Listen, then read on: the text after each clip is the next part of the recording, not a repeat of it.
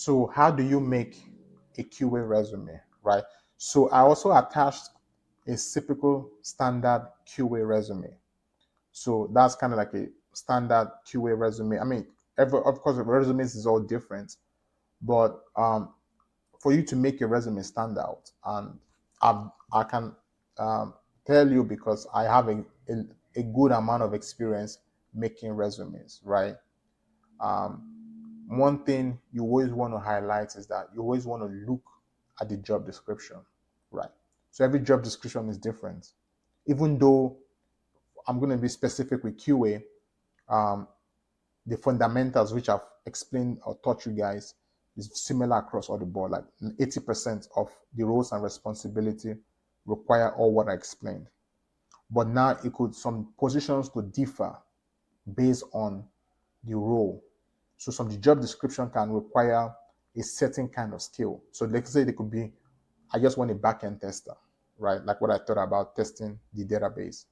Another position can say I want a front end, or I want automation, I want manual, So based on, so if they say they want to test, they want automation, and you're talking about manual skills, there's a high chance they might not select you for an interview.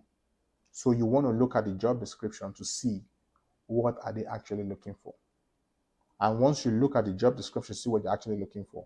You don't actually have to make every resume for every job description. That's too much, right? So you want to include a lot of things in your resume that covers a lot. So to start with, you don't want to talk about create a resume for automation where you're not an automation tester, or where you don't have an idea, you don't want to do automation. So that's kind of like defeating the purpose, right?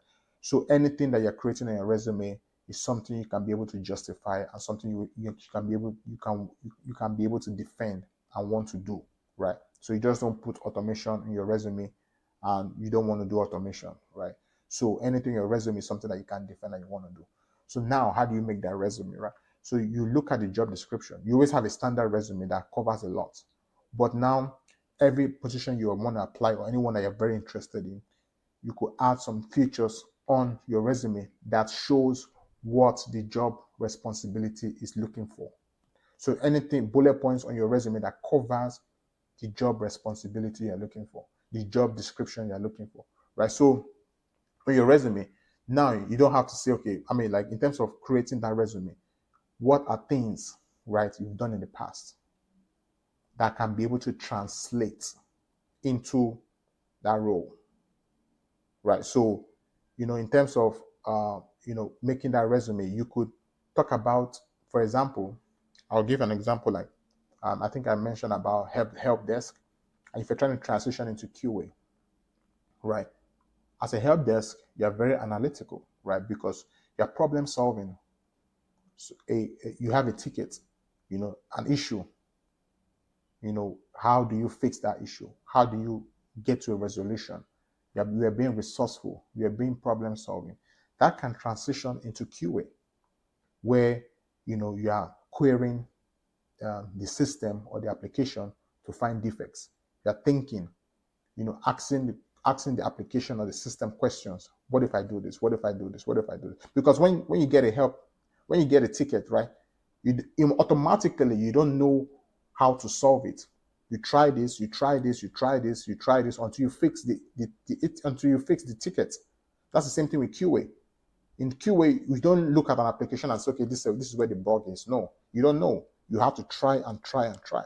So when moment you keep trying till you find a bug.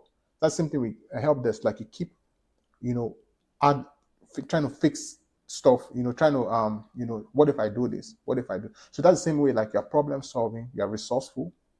Then now, when you close the ticket, you've resolved it. In QA, you also resolve defects. Like once you go through the whole defect life cycle, remember I talked about the status, new, open, and all those things with the dev team, and you close it, you resolve that defect. So you also resolve issues too. You are good at resolving issues. So these are the kind of things you can put on your resume, because you don't want to put that you have 20 years of experience in QA, because when they ask you those questions, you're not going to be able to defend yourself. So you want to play it safe, where it's like you put all those skills, right, in your resume that can show the skills of a QA engineer for that position or just in general, right? So you want to talk about highlight, think about things in your past. Think about things in your past that can, are you good in communication? Are you a communication analyst? Because QA requires communicating with the dev, knowing how to manage relationship. Because many times a typical issue might be, I find a defect, I send it to the dev.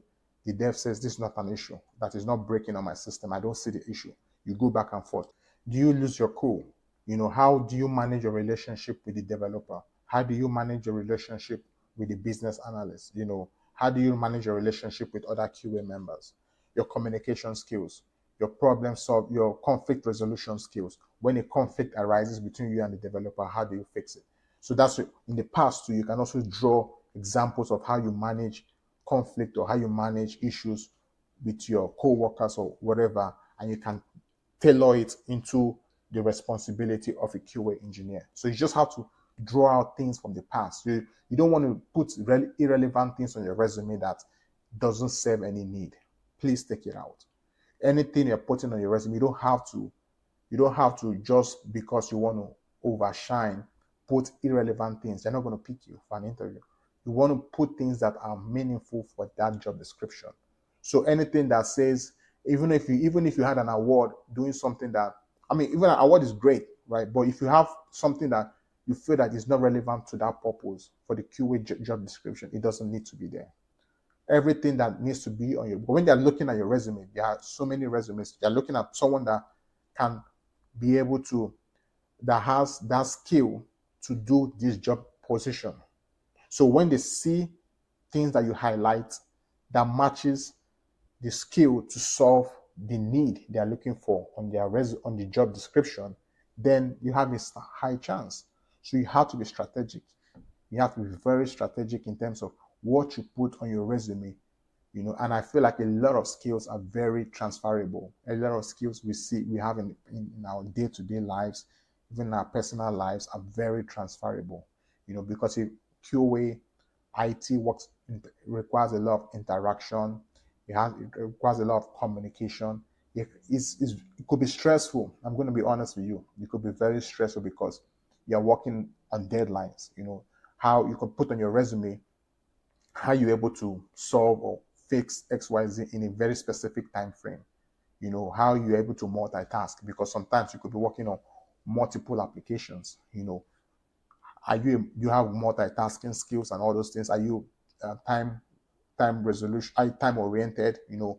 When they give you something, you get it done quickly. All these things are good skills. You can highlight on your resume. On the next video, I'm going to show you how to answer interview questions. What kind of questions do they come up with? So now it's kind of like the next step is once you get into the door, right? Once you get that interview, what do you do with it? So we talked about your resume, making that good, awesome resume. Now what we're going to talk about is when you get that interview, how do you ace that interview?